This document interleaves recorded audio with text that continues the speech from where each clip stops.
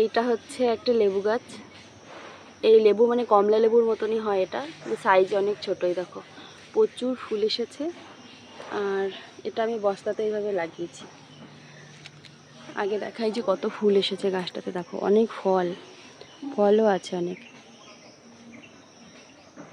এগুলো কিন্তু এই যে দেখো একটা বড় হয়েছে, এর থেকে আর হালকা একটু বড় সাইজ হয়, এর থেকে আর বড় হয় না। হলুদ হলুদ হয়, খুব মিষ্টি খেতে। আর এখনও গাছে অনেক ফুল আছে। এই যে আর ছোট্ট ছোট্ট ফল এসে দেখো কত কিউট।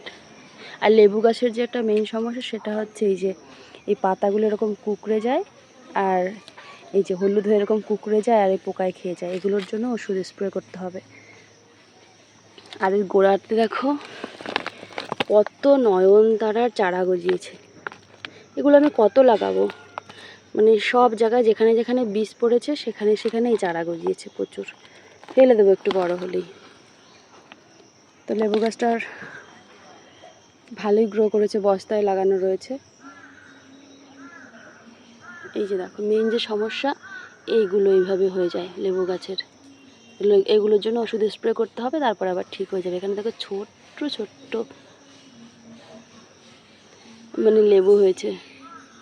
এইটা হচ্ছে সব থেকে বড়, এই যে। আর এখানে অনেক রয়েছে। আজ তবে আসি, দেখা হবে নেক্সট ভিডিওতে।